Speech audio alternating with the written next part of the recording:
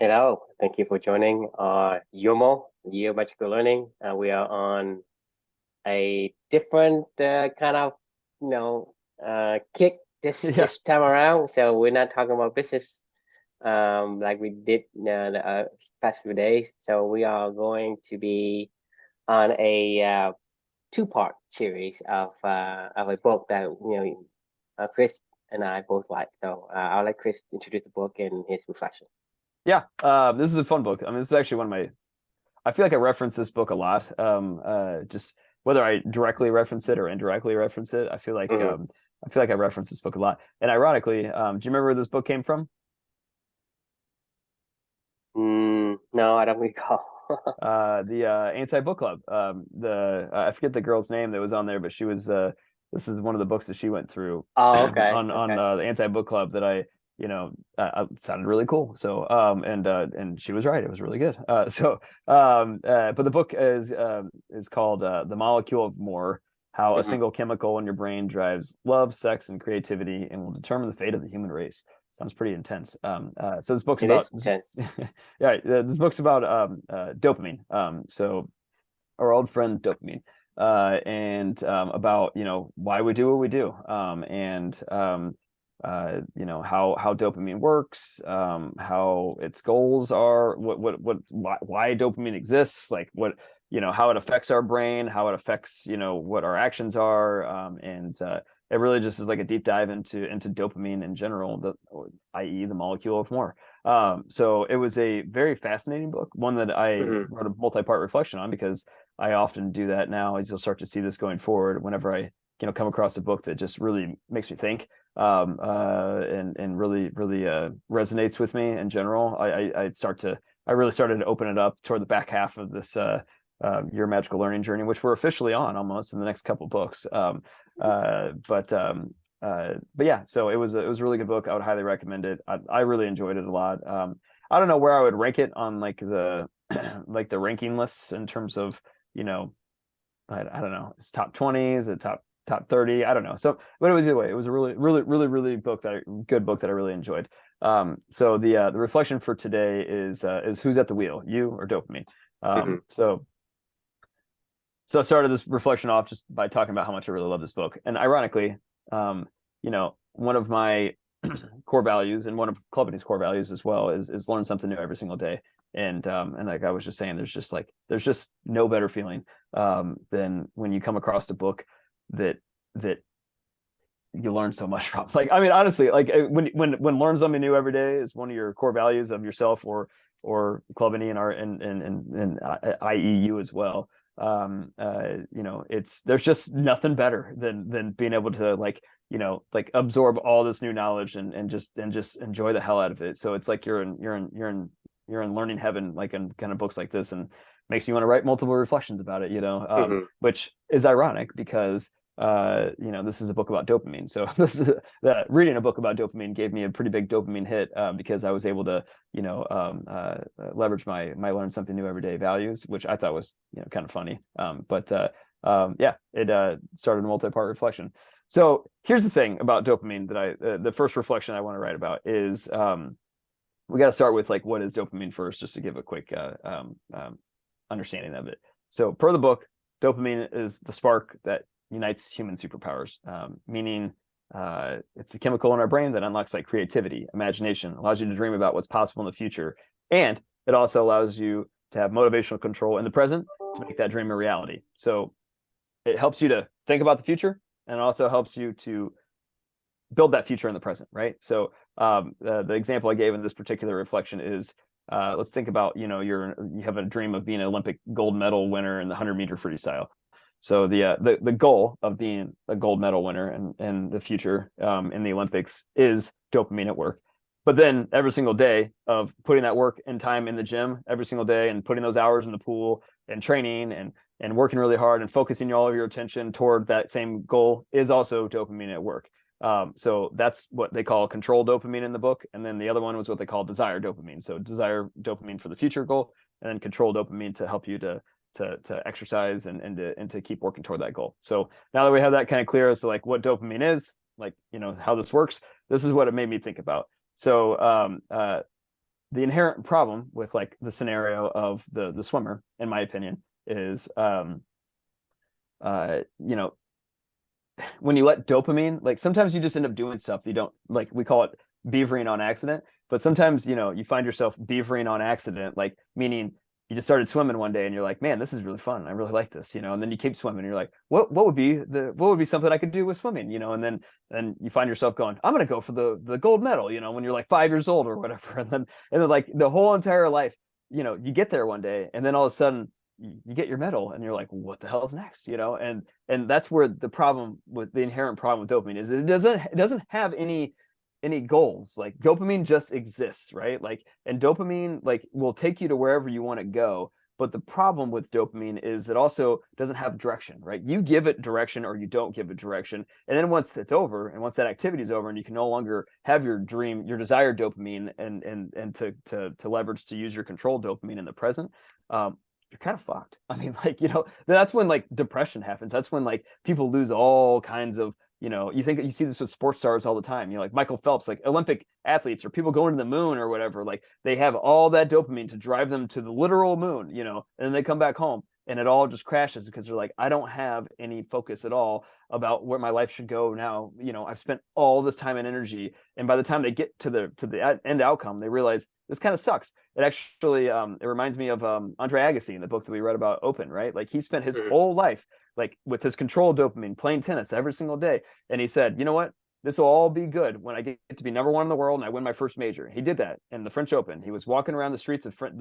Paris after he won that, and he was like, this is it, this sucks, like this is all that I get for this, like, you know, all that work, all that dopamine desire guided me toward this goal, and this blows. That was actually the start of Andre Agassi's downward spiral toward you know, 5-7 years later he found himself doing crystal meth in his home with his the guy that, like, you know, was like his live-in assistant or whatever, and you know, his career was spiraled out of control and he was like ranked like number 350 in the world, and he's divorced, and you know, his whole life just fell apart, right? Like so that's the problem with dopamine, right? Is it'll take you to wherever you want it to go, but it drives the bus, right? So here's the second half of the reflection that this made me think about. So this is where values come into play, in my opinion. So when you bring values into the rescue, here's where it changes things. Is you leverage what you do every single day with values at the wheel and with yourself at the wheel to help harness dopamine to get you to where you want to go, versus dopamine taking you to where dopamine wants you to go, right? Because dopamine doesn't have a goal where it wants to go. Dopamine just goes, right? Like it either helps you to get it in the present, helps you get to in the future. But with values, you can start to shift that focus around. And what I was giving you the example of learning something new every single day at the beginning of this is the perfect example of it, right? Like I get a little dopamine hit every single day. That's one of my values, is learning something new every single day. I get a little dopamine hit every single day with my controlled dopamine because I read a book or I listen to an audio book or something, and I try to find a way to learn something new. I actually don't really get that little dopamine hit when I read a fiction book, which is oftentimes why I hate reading fiction books, because I'm like, God, I didn't really learn anything today. I'm just kind of, you know, you know, like I'm just listening to a story at that point in time, which stories are fun, but like I love learning something new every single day. Like that's what makes me want to go, right? Well, here's the second part of you know, that helps you with the controlled dopamine, but then at the same time, its values are so abstract. You can if somebody took away my books, like I could go find another way to learn something new every single day and get that dopamine hit. But at the same time, you know, you think about the desire dopamine aspect of it all into the future. Like I'm also progressing toward this never-ending goal in the future as well, where I look back and we've read 365 books and you're like, holy shit, like, you know, that's crazy, but I don't really care. The Year of Magical Learning is kind of like the future desire dopamine, but like I don't really give a shit, because once we get done with this project, all I'm going to do is reset, and we're going to go find another project that I can continue to leverage my values every single day of learning something new. And who knows what that'll manifest in the future, right? So I'm not really worried about this. It's not the same scenario as like the Olympic gold medal where I just drop off a cliff. The moral of the story of what I'm getting at is the reason why values are so impactful for me and so impactful for what we're trying to do within the club and ecosystem is it helps you to corral dopamine to be working for you and just working in general, right? Like, and when you can control dopamine, then you can start to really, really unlock the full potential of of what it can do for you to unlock that creativity and imagination and all these things. And it can help you to live the life that you want to live, hopefully, and to kind of, be more fulfilled and have more meaningful work and meaningful relationships at the end of the day, and always be able to make that sustainable going forward in the future versus being these up and down choppy things where the dopamine's at the wheel, right? So that's the reflection at the end of the day. And the question that I had at the bottom here is are you guiding your dopamine, or is your dopamine guiding you? And love to get your thoughts. Yeah. So I mean, the question is, I mean, based on your reflection, you are, kind of suggesting that you should be controlling the dopamine and not Yeah. the dopamine controls you. Right. So for me, I think it goes back to the same principle with the Beavermas Dam, right? Because you're looking at when you are getting this quote quote dopamine hit. Now, what does that mean? I mean, it just means that, hey, when you get that dose of dopamine that's released from your brain, right? It gives you a sense of positive euphoria, however you want to describe that feeling. That's a feeling that Feels good. Right? It's a feel good. It's a feel good molecule. Okay. Right. And so we have that, and the thing is, there are triggers external to us that will trigger that particular like cascade of events that allow us to imagine our future, imagine being this, imagine being that, give us that release. When we do that, imagination give us a release. But the example you give in terms of like Andre Agassi, Michael Phelps, and Buzz Aldrin, and all these people, once they get to the point where they achieved what they had thought that's what they really wanted. Right. To me, it seems like it's the sustainable concept that we keep talking about. Is it sustainable? Meaning that it's not. When you get to a certain point, is it sustainable? If you're talking about you and I learning something forever, right? Is that sustainable? So the question is whether something is sustainable, because you get to the point where you say, hey, I'm at this level. I imagine myself getting to this level, right? When I get there, is there another level? Is there another level? The point is, a lot of time when people get to the point where I'm here, I have these differences from where I'm at to where I want to be. When I'm getting a progression towards that, the dopamine will get released. But whenever I hit it, right, I mean, it stopped moving. Yep. It stopped moving. That means that it's gone. not releasing anymore. There's no differences. Therefore, you feel like, hey, I got there. But then without any additional levels, you feel devastated. I mean, you're not feeling, hey, there's more for me to get. So it's all about, is there sustainability in terms of once I get there, what's next? When I get there, what's next? You think about breathing, for example. I breathe. I want to breathe more. I want to breathe. I want to continue to keep breathing. Same thing with you playing tennis, right? When you go to the point where whatever you do as your core value, it is sustainable and it is insatiable.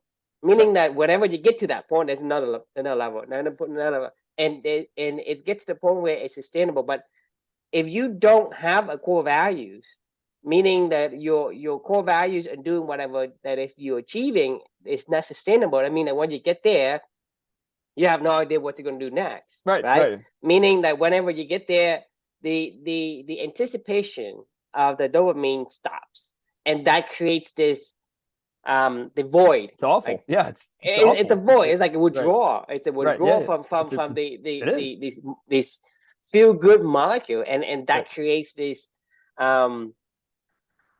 let's create this like depression, right? People get depressed whenever you're talking about Michael Phelps, talking about he get depressed, and then he goes, "Hey, look, my life, it's empty. I got to go try meth because I need something to feel alive, right?" So you think about in Andre Agassi's, state of mind, saying, I got to the top, now what? It sucks. Right? Yeah, I mean, that's what. Nothing interests me anymore. Right. And so whenever you get that dopamine, it just go, and then you have this void that you need to fill. And so people try like drugs, whatever. And I completely agree on the aspect that when you say, is dopamine controlling you, or you're controlling dopamine? Because if you if you let dopamine It does doesn't know whatever where it it's wants. going. Like it's No, just it yeah. doesn't. It doesn't because now, like I say, external stimuli. I say you see somebody on TV and it's like, hey, that sounds good, right? Let me try to. So you don't know really if whatever that outcome or the result is what you really want or who you are inside. You are chasing it, but the moment you got it right, or the moment you so it's either it got way too far from you and then you lose interest, Right. Yeah. right? So the scale on the dopamine benefit to the effort you put in, right? It starts to go negative. They say, no, I don't want it. I mean, it's Right. not worth it. People say, hey, it's not worth it, right? So if it runs away from you, you stop, right? It's not worth it, and then you lost again, and then or you you you are good at it. You chase it, and the thing is, the dopamine doesn't stay still. The thing is, if you make progress towards it, you're getting closer to it, right? Then the dopamine release. It's not about, hey, it's there and I'm here, right?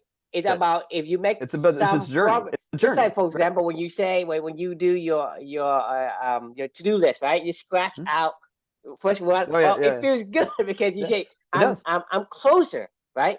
So it's more of a derivative than a more of a straight, a direct correlation between where the dopamine is and it is about how fast are you getting closer to it, right? And if you can get close to it, the closer you get to it, the more dopamine you get.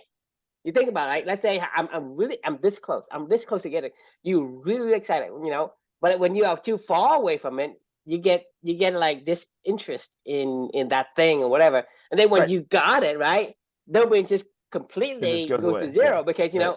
there's nothing to chase, there's nothing to make progress towards, Right. Right. right? And Yep. so that's a state of mind that we as human beings have, and that's something that either allows us to use it for our own benefit and guide it towards the directions of where we want ourselves to be, or let other external stimuli kind of pull us in whatever direction it happens Right. to pull us. And so I think, from the question you're given, yeah, dopamine is going to drive you by default. And It will. so It's it's unless you can focus on something that is your core value, and it's your I guess it's your destiny. Meaning, like, for example, you're a tennis player, right? You want to play more tennis. You don't want to play less tennis. And for you to play tennis, like, hey, I could foresee myself playing this until I physically can't play anymore. right. Because it's not Yeah. like, hey, I I'm getting bored. I'm getting bored of this thing, right? That's the yeah. point. Is when you found something. Let's say you're a beaver, right? You're a beaver. Mhm. You're in the water every day, all day, and every day, right? You don't get tired of it. That's called sustainability because it is who you like a donkey, right? Donkey out in the plain, jumping up and down, running through the Carrying grass, do stuff, whatever, running. Yeah. Yeah. right? It doesn't want to stop, right? It doesn't want to be Right. in the shed, but it go because that's his manifestations of his characteristics, his DNA, his abilities, his traits. And so having the ability to express that is what he can do until he's not a donkey anymore, meaning he dies, right? Right. So for us, if you found something that it resonates with you as who you are, right? There is almost like a bottomless pit of levels or It of is bottomless pit. it's There's no cap. insatiable. It's Yeah, there is no cap. Like that's what I was trying to say with like it satisfies dopamine on both levels because like every day I get to make progress toward something, right? I don't know what that progress is, but like, eventually, like on this particular case with your magical learning, you would we're never hit it. You would never hit the end, the finish line because it's it insatiable. always Because moves what? with it moves with you like Yes, like it's always like out there to still reach for because you're like, oh well, what could I do next with learning something new every day? I don't know, but like I'll keep learning something new every day, and then once this project is over it'll be like, I don't know, I'll do some other project, like, and like it doesn't it's not tied to a specific desire end state, right? Like the desired right, end state and the desired current state are the same. Like, right. and then all of a sudden when you look back on it, like it's cool to see, oh shit, we've done 365 of these, and oh shit, we've done 365 podcast recordings. But like that was never the goal. But Like that wasn't what you're chasing, though. Because right, not at all. Like when you're chasing knowledge, or when you're chasing having the ability to be in the water, building dams, right? You build one dam, you build another dam, you build one dam, build another dam, right? Right. You play tennis and you play again. For me, I breathe and I breathe again. I breathe and I breathe again. I say, hey, I'm not gonna say, hey, I'm gonna breathe too. I'm gonna breathe, I'm gonna breathe 100,000 breaths and I'll stop, right? Right. It's never gonna get there. It's get to the point where I'm gonna keep breathing Right. because Or that's or who I the am, right? or the beaver saying, I'm gonna build this dam that's, 10 stories tall or something like that, and then I'll stop, and then they're gonna be like, what do I do tomorrow? Like, yeah, I don't know, man. Sorry, he's just the beaver popping a beer on the sidelines as other people are going to work, and he's like, getting fat and out of shape and slowly just marching toward his death, and he's depressed, and he's like, I did, but look at what I did. That was such great work. Like, who gives a shit? Like, nobody cares. Like, nobody, like, once I get done with this project, like, and once you get done with this project, and once we move on to the next project, like, I don't know about you, but I'm not going to give a shit about what we've already accomplished. Like, I really won't. Like, I mean, I will go, it's done. It's in the past. Like, if somebody wants to, it's like I don't count how many breaths I took. You right? think Yeah, about exactly. You don't count. Hey, since I was born until now, like, I've like, oh my God, I took this number of gigantic number of breaths. Like, I don't think about it. I say, well, I took a lot, and I don't even think about how much more that I have to take until the moment I don't take anymore. I say, Right. I wish I have like unlimited. Like, I want to like breathe forever. Right. You think about it, when you look at that perspective, like you're talking about, hey, the ability to extend your life, right? Because for whatever reason we have the genes of survival, whatever that gene is, wants us to feel good when we are alive, right? Hey, it's feel good to be alive, and not, hey, I want to die tomorrow, I want to die, a year from now. Right. Who has anyone has ever said, hey, beyond the sickness and all the pain they go through, but if they have all the faculties without the pain and the misery, right? No one in their right mind would say, I'm going to live until, I'm another 20 years and I'll die. Right. Right. No one thinks about it because No, that's not that's not the manifestation of the genes. So it has Right. nothing to do with whether that it's like weird or not weird. It's just we have that genes of survival. When that gene of survival is in us, we don't want to die regardless of how, right? So that's the thing, is we have had certain genes, and those genes need to be, I guess, I don't know what you can call it, but it's manifesting itself. Like, to express that gene has to, when the gene is expressed, then you have the feel good molecule that's released. If you don't, then that thing becomes very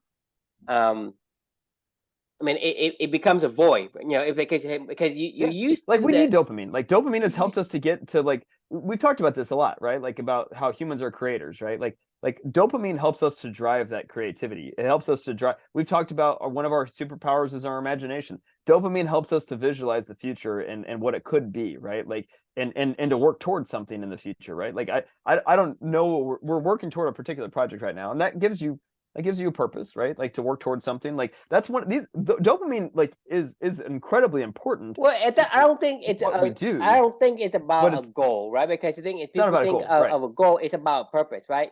Because It's about when I moving say forward. It's about moving forward.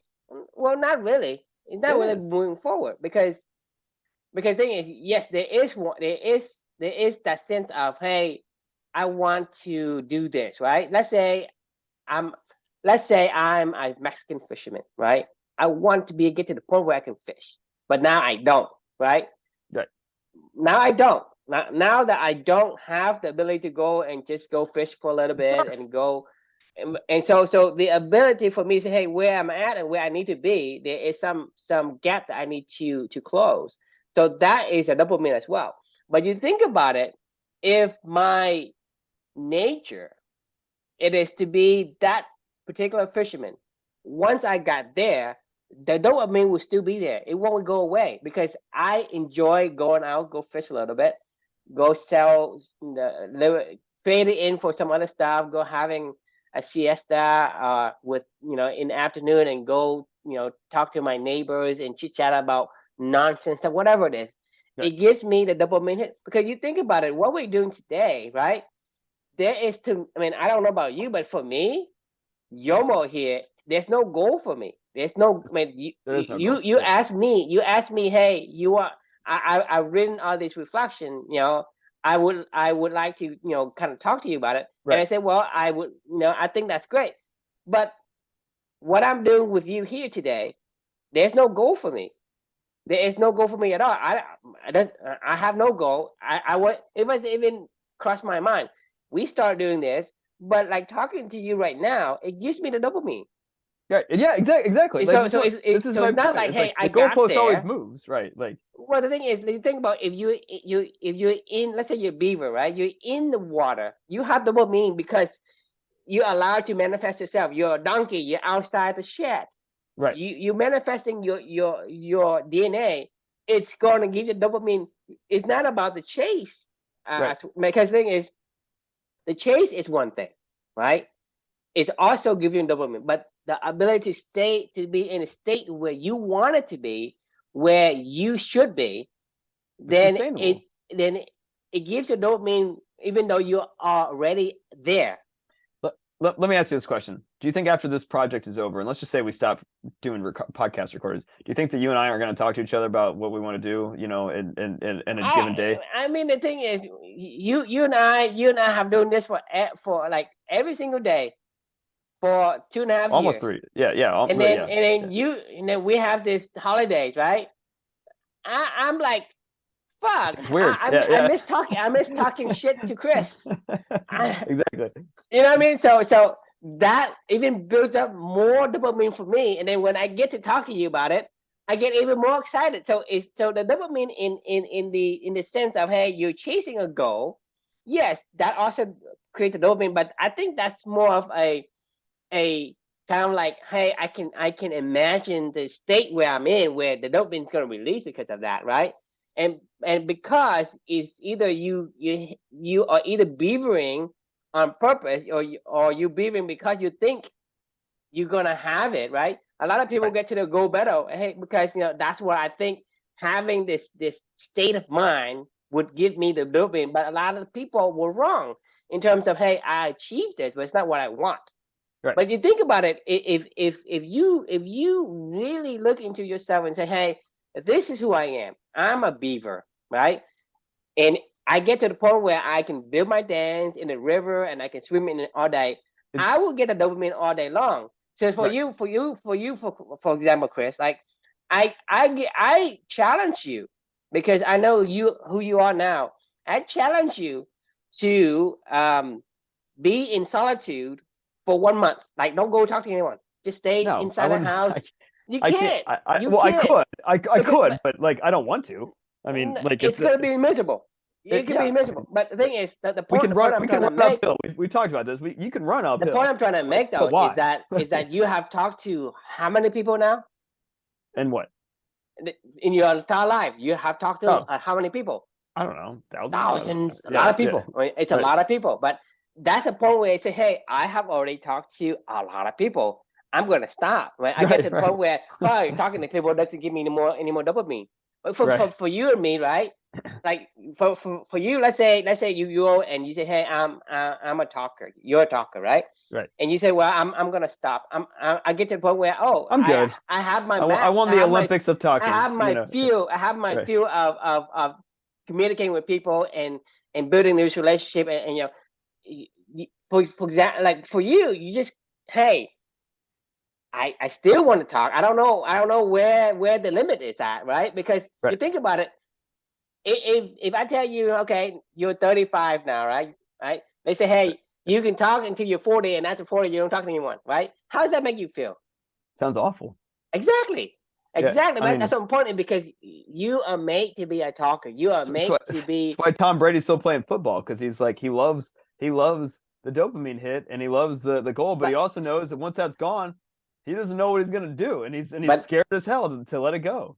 Yeah, but the thing is, for you, like, for example, like every time you talk to somebody, you get excited, right? That's a dopamine. Yeah. Every time you talk to somebody, you get excited. So every single thing you do, right? Here's the most important thing though. This is where the values come back into play, and this is The like values is we can't essentially who you are, right? And right, we can't. it's the It's the inner underlying you. code. It's the underlying code as to why I like to talk to somebody else, right? Like, because I can give more than I take, because I can challenge other people, because I can do all these other things, That's because whatever genes, I can play, the like, combination of it creates the values of challenge, learning, you right, know, give more than you take. That combination with genes fits right, into these values, and when you're able to talk, that it fits those values. It basically say, hey, you're you're a donkey in the field, not a donkey in the shed. right, You're a right. beaver in the dam, not a beaver in the desert, in the tundra, in the ice, and whatever, right? That's what I'm Yep. saying is when you're inside, when you're doing what you're supposed to do, meaning your body has a faculty. It needs to be utilized. If you don't utilize it, you're going to wither away. But hang on, but this is the most important point of all this stuff is, in my personal opinion, is you could take away my ability to talk. That doesn't mean that my values go away. This is why values are so important to control the dopamine, is because it's abstract. It's an abstract end goal. It's an abstract day-to-day goal. Like, there is no what is challenge, what does endure mean? Like it could be anything. There's 500 million different interpretations of how you apply endure to any activity that you do, right? So it's now it becomes, you can get a dopamine hit on almost everything that you do, and then also everything that you do is also sustainable, but also everything that you do can be taken away from you, but also you don't really care because you know you can replace it. Like, this is where it becomes like this never-ending infinity loop of fun, and enjoyability and sustainability, is because it's abstract. Like, that's the problem that everybody else has with dopamine, is they tie it to a tangible thing. Going to the moon is literally a tangible thing. Winning a 100-meter, freestyle in the Olympics is a tangible thing. Doing 365 books and writing a book about it is a tangible thing. But that's the thing, is like, we're not doing this project to do that and then it's over. Like, we're doing this because we want to learn every single day, and we'll do something different after that. Like, you can end a project, but that doesn't end you can take away my ability to read a book, or my eyesight to read a book, but I'll listen to a book. You can take away my ability to listen to a book, but I'll go, read in Braille. You can take away my fingertips, and then I'll go and do, I don't know, have somebody, I don't know. I would have to get really creative as to like, you can continue to like strip out everything, but I can find another way to manifest, my desire to want to learn something new every single day. Like, is the big point of all this stuff, is like, it's like with values, this whole entire thing is A, sustainable, and B, also kind of untouchable. Like, you can take away everything from me, but you can't take away something abstract that doesn't exist. Like, so it doesn't exist. It only exists if I say that it exists in my head. And like, if I say that I'm learning something new, I'll get a dopamine hit, right? Like, and that's that. Like, Right. I mean, the thing is, it's both abstract and it has to be the value that you resonate with. It can't just be an abstract, but something that it's right, not for you. Like, for example, I can be a beaver, but I can be beavering like, hey, enduring in the Sahara Desert. I mean, to me, that's just miserable. For me to it be, is. hey, I'm be a donkey, but I have this ability to run and be free, and then you lock me up in a cage, right? So for me, I say I can endure. I can try to buck and kick and do whatever inside that shed, but it's still not going to be able It's not to give me perfect. the ability to endure. It's But not perfect. that's the thing is, whenever you're doing things that is who you are, then the dopamine will come. The dopamine essentially, it's gonna try to move yourself towards the state where you are most optimal of who Right. you are, right? Whether you're a donkey, a beaver, a fox, an eagle, or whatever. Like I said, if you're an eagle, you don't want to be on the ground. You want to be in the sky, in the air, right? Right. You're talking about fish. You don't be a fish out of water. We And want to so create.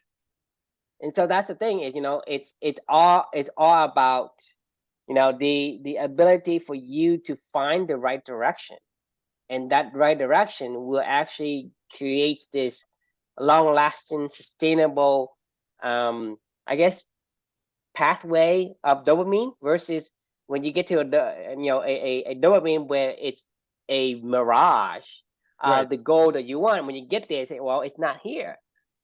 Well, no shit, it was never there. Like, I It mean, was never there. right, It's a mirage, right? You think right, it's there because we have the ability to imagine things, right? Say if I were to do, let's say, I'm gonna make $1 million, right? I'm gonna be happy, right? That's a mirage because you don't really know what that's gonna entail. You right. think that, hey, Yeah, it's gonna get you this and that and the other. Just like we asked before, hey, to define why. Why do you want to buy a drill? Why do you want to put a hole in the wall? Why do you want to hang up pictures, right? right, It's like I think it's gonna give me this, but the actual reason why you wanted that thing in the first place eluded you, right? And so a lot of people think, hey, when I become number one in tennis, right, I'll be happy. And they took that and they chased that, thinking that they're gonna get what they want with the state of mind at the end. But when they get there, the state of mind is not there; it's gone right, because it's just mirage. right. So it's very important to see inside yourself is who you're supposed to be, regardless of. I mean, I can't. Like I said, in the way that I'm built, right? I can't say, okay, I want to be a basketball player. I can't play basketball among the Well, you can, but that is you well, can't be an NBA basketball player. I well, mean, that's the point. What's the point? The thing is, the image of my head in my head is, hey, when I become an NBA player, I can do the dunking, among the professional. And the professional, you're talking about, these tall giants that actually is, can have access to the playing field and all that, right? right, And so I can't wish for that. I can wish for that, but it's not going to come true. And even if I do, right? If I do, I won't be happy because that's not who I was built for. So right. I'd be Well, really, really hard pressed to get to the point where I'm even average, even like lowest to be make it into that league. And right, then when I do that, I say, well, that's not worth it because it's not really what I want, because I thought it gave me something different, because I don't have the capacity to be good in basketball. Therefore, it's gonna be a struggle for me to play. And so the thought of having, the fame, the money, the whatever it is, the freedom and the whatever that image in your head, it's the is more abstract goal that is you want. And until you can finally figure out truly what that goal is, right. whatever you're chasing, it's going to be a mirage. And when you chase a mirage, when you get there, right, it's going to be disappointed. And you say, well, I have It's no idea beyond why I'm doing disappointing. that. It's soul crushing. It's depressing. It's I don't know. I mean, hell, a lot of people can't. I think that one of the achievements that people can probably most align with in life is either like graduating from high school or college or something like that. And I don't know if you remembered anything about your graduation day but like I remember walking like down the aisle to go pick up my Fuzzy, diploma man. from. Fuzzy. I mean I mean that was the most pointless activity. I'm like this is what I worked 4 years for. Like, is to get a 4.5 years for, is to get a piece of paper handed me by some dude and say, like, slap on the butt and be like, all right, have fun, make sure to donate to us like down the road. Like, I'm like, what do you do with that? Like, it's just so stupid. But like the thing is you miss the point. Like, like we've talked about this before in the past, is like, don't miss the point. Like, I had a great time in college with like my friends and meeting new Exactly, and people that's and what you learning how to. remember. You don't remember Right, the classes or the fucking bachelor diploma degree, whatever it is. You right. don't remember any of that. You remember the memories The that experience, right? resonate Yeah, with you, right, right? right. The thing is, there are a lot of other memories too, but you completely erased those from your memory. You only kept the one that means something to you. Right. Whatever means something, that means that whatever you do, it resonates with you. Hey, I'm a a sorority, a fraternity guy, or whatever. I am a chess player, or I'm into like sports or whatever. You remember that because that's who you are. Because if you are Right. a sport guy, right? I remember this guy. I remember this guy. I remember going to the games. I remember doing this. I remember because that's who you are, right? You remember the beavering activity. You don't remember the other stuff, other Right. like sloth or fox or whatever bear activity that happens to be like, cross your I guess your path. You don't remember it, you just threw it away. You don't I remember the thing that's who you are. Say, hey, I remember swimming into a river, building dams or whatever. That's right. what you remember. I have a great example. But we got to wrap up for the day here soon. But I have a great example that I wanted to share of um, a tennis tournament that I played in.